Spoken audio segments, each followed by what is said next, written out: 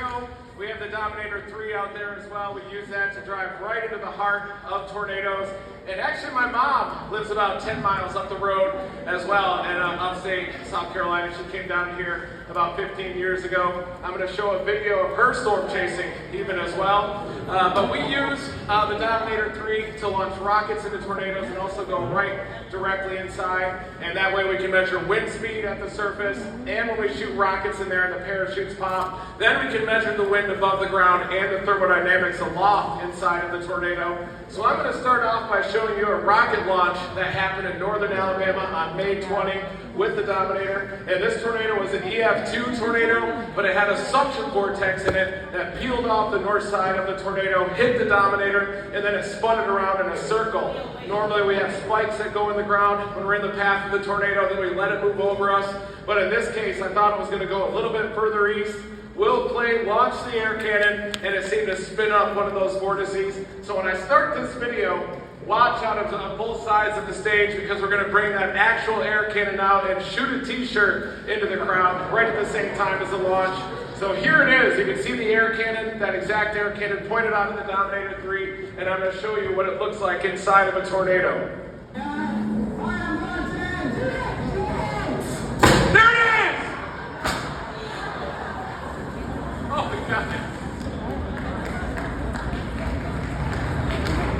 But there you can see the tornado impact. Look at the vortex cutting right through the corn. And then it hit the front side of the Dominator 3. And we measured 135 mile per hour northerly wind on the back side of the Dominator.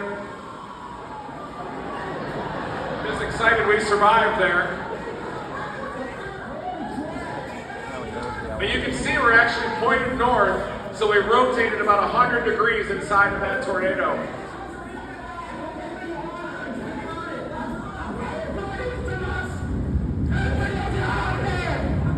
We got thrown into the ditch, and here in a second you're going to see the tornado moving off to the northeast.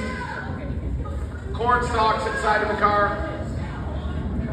And there's the tornado moving off to the northeast. And that was just to the west of Huntsville, Alabama on May 20 earlier this spring. And we do a lot of storm chasing out in Dixie Alley, which is the eastern extension of Tornado Alley across the Mid-South and really all the way out here in the Southeast. And I've actually seen a tornado in South Carolina, one tornado just to the south of Table Rock up there that was traveling right along the south side of the escarpment. So I've done a lot of storm chasing in the Carolinas, and you can get quite a few tornadoes in the Carolina Piedmont. But that tornado spun us around in a circle, and it was spinning so quickly that I thought we went around a couple of times, and I felt airborne for a split second. So I thought I made a big mistake by not putting the spikes in the ground, which would have anchored the Dominator in place. And that was actually an EF2 tornado. So it's those suction vortices that we really have to watch out for, and that's why we built the Dominator, to handle those big winds inside of the suction vortices. And the winds in those really tight vortices like that could reach 2 to 4 times that of the main tornado and even approach the speed of sound potentially. So if you have a tornado that's near an EF5, it'll have around 200 plus mile per hour winds. So the vortices in there could be in excess of 400 miles per hour when they hit the Dominator. And that one right there, we measured 135 mile per hour northerly wind on the back of the Dominator, and the vortex was moving at 60 miles an hour, and they're spinning counterclockwise, so you have to add that forward speed to the right side of the tornado. And through the mathematics, we had a 240 mile per hour wind just on the front side of the Dominator, and that shear for a split second was enough to turn the car around like a pancake like that, and also launch some corn stalks into the car. We also had the windows down, unfortunately, in that one.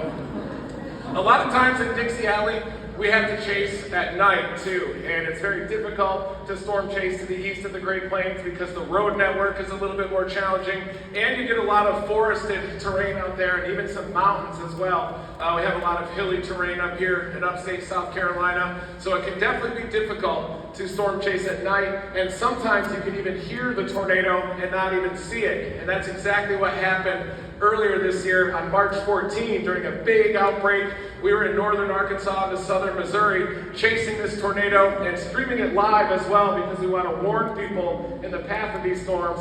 And we came into Bakersfield, Missouri. I made a wrong turn at the last second, and then I could hear the roar of the tornado ramping up in volume. Debris started coming out of the sky, and then suddenly the noise started going down as the tornado passed about 50 feet just to our south. And usually those bigger tornadoes have a lower frequency roar. So you can actually tell the shape of the tornado by the sound that it's making. We tweet out a warning to the National Weather Service and pass under the storm as the radar becomes more intense. You sent that tornado warning up to Bakersfield. That's the radar image of it. Yeah, do we, Get ready to look out your window on that. These are bright. is it on the ground? I'm looking. What is it? Tornado? It might be. A lot of times at night when you're storm chasing, you can only see the tornado in the lightning flashes or the transformer explosions. And there you can see the tornado just to our south, moving very fast too. The tornadoes out in Dixie Alley move like 50 or 60 miles an hour sometimes. So I was trying to get in the path of this to launch a rocket into the tornado. And then we lost visual of it coming into Bakersfield. There's Will getting ready to launch. He's got a bike coming on. He pops out of the back hatch of the Dominator, and we have little sensors in that nose cone, and we shoot those into the tornado. A parachute pops out, and then they're carried around with the wind speed through the tornado and up into the mesocyclone. Anybody stops? Oh, I can hear it! There it is! It might be coming at us. I hear it! I hear the tornado right now! There we saw the lightning flash, and then it increased into a wedge as it was moving through Bakersfield. We're in! Right here.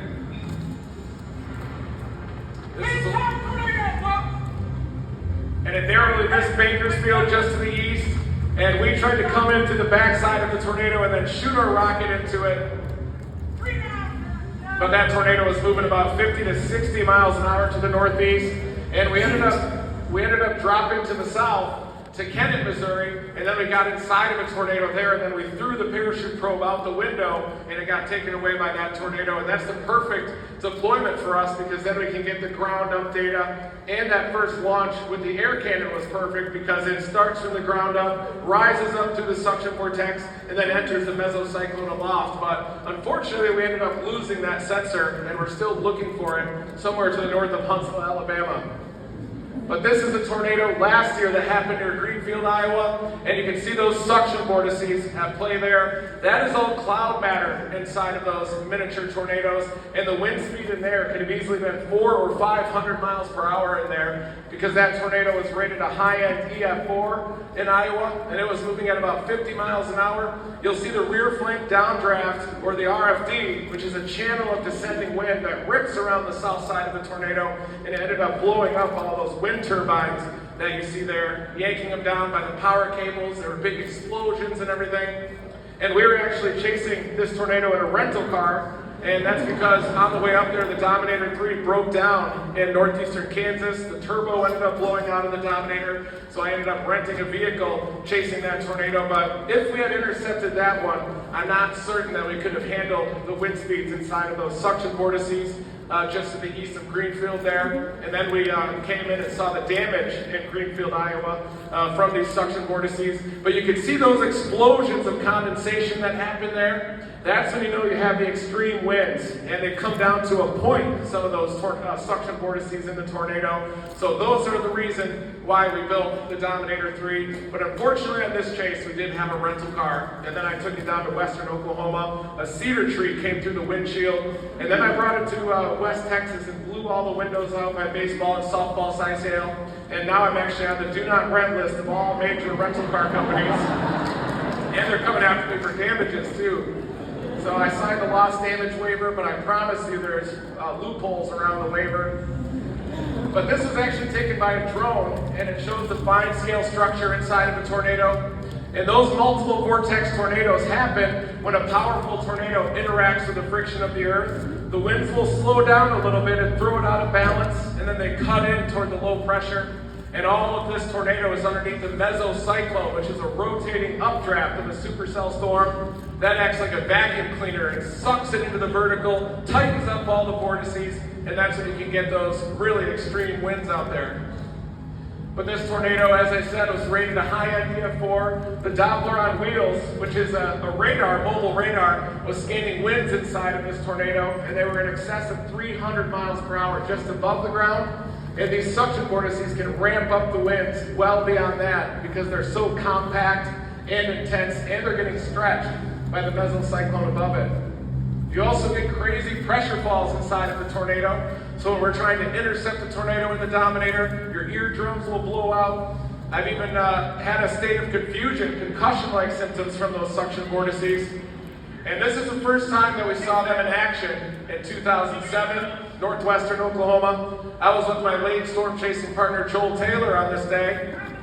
You can ramp up the volume on this one to hear the roar. Don't get in an accident.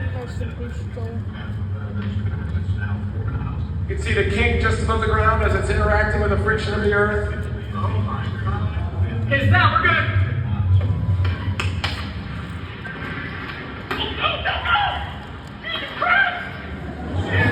Joel had the door open, put the car in reverse, and almost broke my legs in front of that tornado.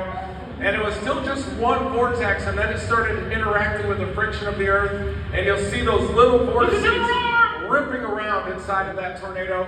They're translating at speeds of 200 miles per hour, and they also have their own rotation. I'd like to pan up at the tornado where it meets cloud base, and you can see that clear slot that goes around it. And these tornadoes also have a sheath of sinking air around them. Just before you get to crazy winds, the roar was nuts in this when it split into the multiple vortices. You can see them dancing around in there, and then it hits this tree, flattens the tree with the downdraft, and then rips it right out of the ground. There it goes down to the ground like a pancake. And that sheath of sinking air around the tornado is why we use rockets, so that we can penetrate the sinking air, the parachute will pop inside of the tornado, and then get carried at the same speed as the wind. So the GPS data is the same as the wind data.